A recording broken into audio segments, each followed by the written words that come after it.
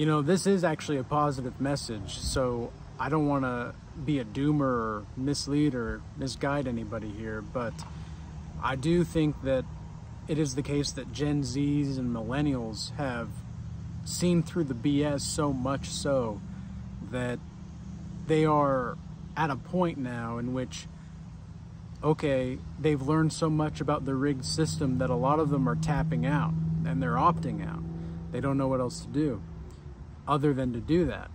Again, I don't think that's necessarily the winning move, as I've mentioned in other videos, but sometimes playing the rigged game seems like a waste of time, and in many ways it is a waste of time to play a rigged game, but what's your alternative?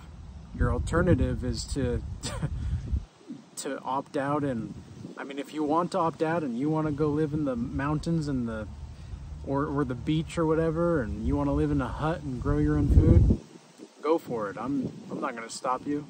In fact, like, that's my hope someday too, but you know, in many ways I want to be able to have the certain skill sets to do that, and I don't have all of the skill sets to do that just yet, and to create the community that I want to create.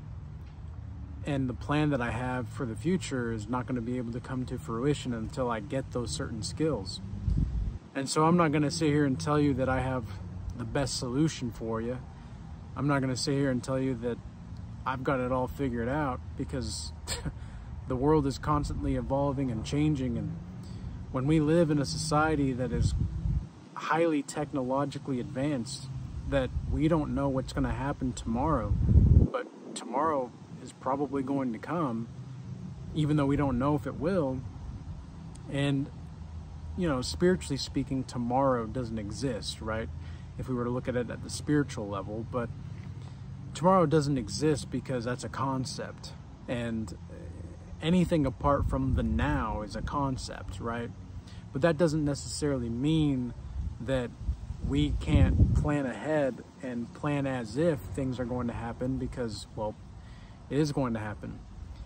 And I think what these younger people are starting to realize, including myself, because I'm at like the bridge. I'm not quite a Gen Z, but I'm not quite a millennial, I guess. I was born in '96, so I guess technically it would put me at the tail end of millennial, but I really don't think that these Gen Zs and millennials are they're not nihilistic for no reason. Most everything is a scam nowadays. Okay, there's a reason that these people are so upset, and you see like a hell of amount of TikToks. Just, if you just look up a certain key phrase and key word that has to do with jobs, or that has to do with universities, or paying for housing or whatever, you'll find hundreds and hundreds and hundreds, if not thousands, of videos of people striving to figure out where life is going and how life is going. And I'm not even a TikTok user, me myself, but I more do it to get more of an idea of what the cultural and the collective conscious is about, and where the collective consciousness is at. And I don't do that very often, but when I do, I make sure that I'm taking it all in, I'm absorbing it, and I'm understanding where these people are coming from, and I'm trying to get more information, because information is the key to this day and age. And if not, and if you don't believe that anyway, well, just ask our overlords, you know, just ask our overlords. Information is going to be the key to determine truth in the upcoming years. And if you don't have the proper information, you're SOL, man. You are SOL. And there's no exception. There's no exception for it. There's no reason that you can't be in the know, because we have the sum of man's knowledge in the palm of our hand nearly 24/7. We can access it anytime we want. And I'm not saying you should believe everything you see on the internet. In fact, don't even believe everything that I say.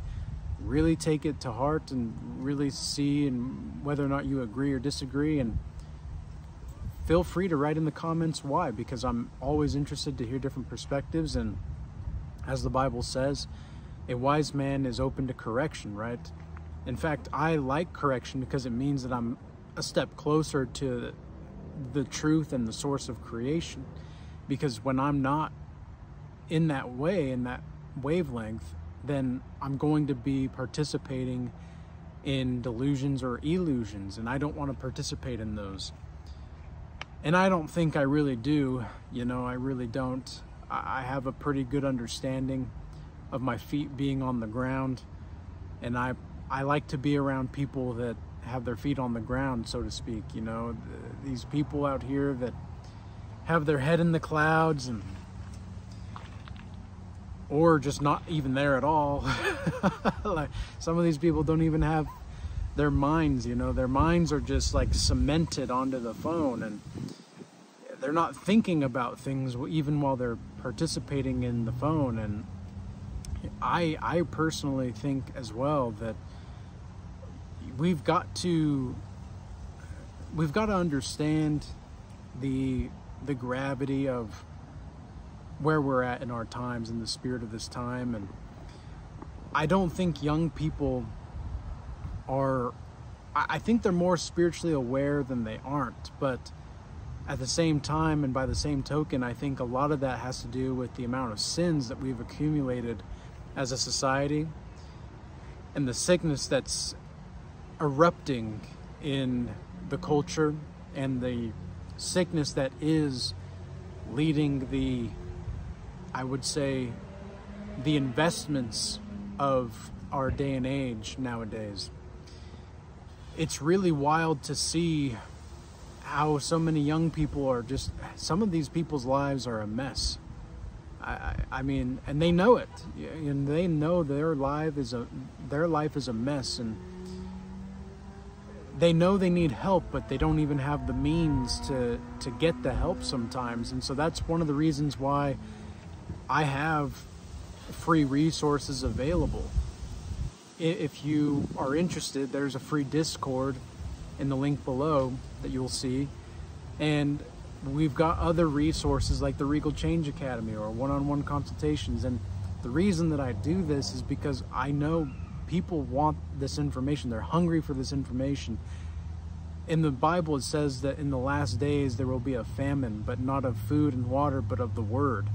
And I genuinely believe that I wouldn't necessarily say that we're in the last days. I'm not a prophet. I don't claim to be a prophet, okay?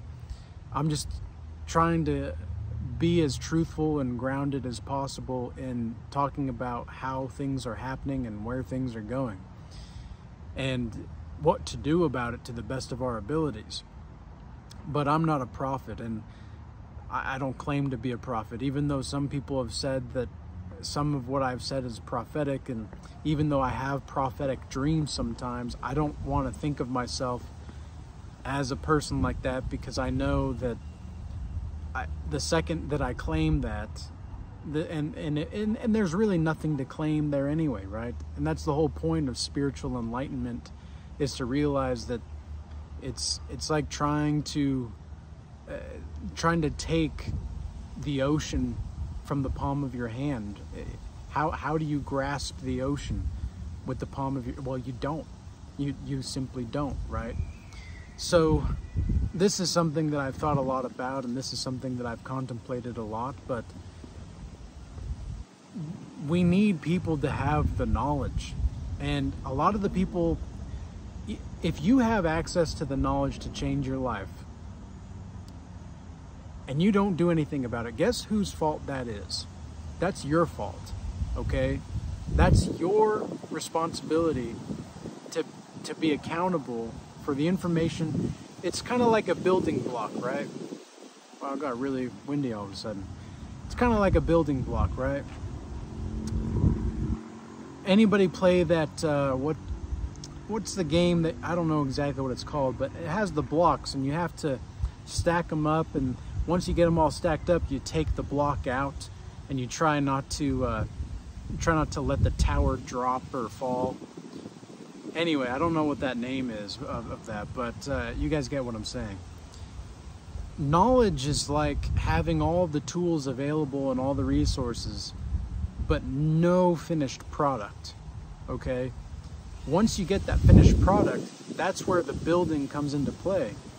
And every time you sin, that's you taking out a block, okay, of the finished product.